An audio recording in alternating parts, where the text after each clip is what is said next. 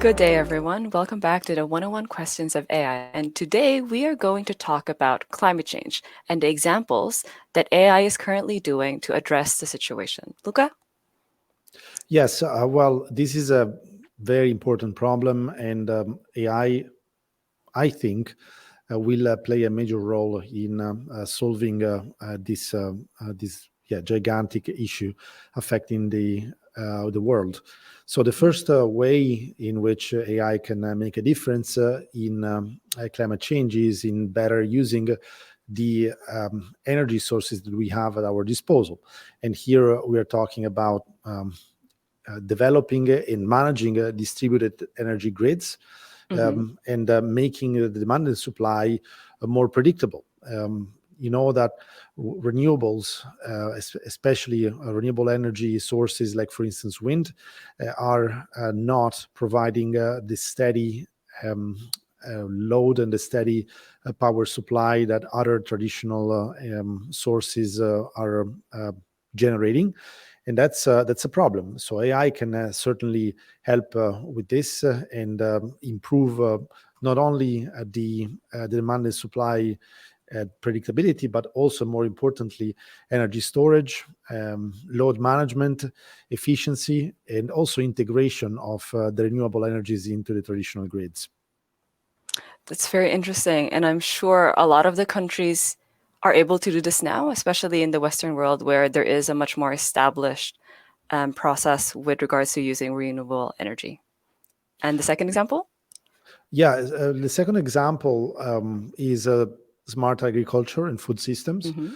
As you know, agriculture is already has already embraced technology in different forms and shapes, being it satellite imaging or, I don't know, systems and robotic systems for treatment of plants and other manufacturing goods.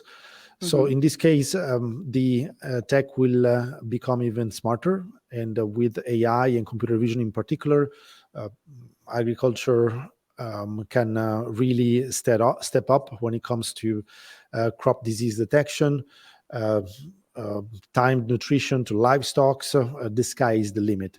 In general, I think the real benefit of AI when it's applied to agricultural inputs is optimization, cost savings, and a lot of ROI in the supply and demand management. Yeah, I can imagine this might come a little bit of a, not quite a shock, but maybe a little bit of a surprise to our audience. Agriculture, it's one of the more traditional industries, and it doesn't feel like it's like right up there with tech, but it's good to hear that AI is, and the evolution of tech is able to do something for a traditional industry like agriculture. Yeah, there is another example actually Hmm. that I would like to mention, and this example is the next generation weather and climate prediction. Mm. As you probably know, or maybe you don't know, that there is a branch of informatics called climate informatics, Hmm. and it's very peculiar because the data that you need to make reliable predictions is staggering. So you really need a ton of data, and modeling very complex dynamics of climate at the moment is Hmm. crucial. We are in a we're experiencing really aberrations of climate in different parts of the world. There are very extreme events that are Hmm. super hard to predict, and they are super hard to predict because, again, the data is too much. There Hmm. is obviously a very high level of complexity to deal with, and AI, machine learning, and in particular deep learning, is able to solve these problems, correct the Hmm. biases, and extract the most relevant information from this ocean of data. So here the stake is very high, and the potential benefits are impressive, because if we are able to predict extreme events with Hmm. a very um, high and very large time span, then we can save a lot of lives and Therefore, AI in this area is probably a strongly needed, badly needed more than in any other area when it comes to um, climate change. Yes.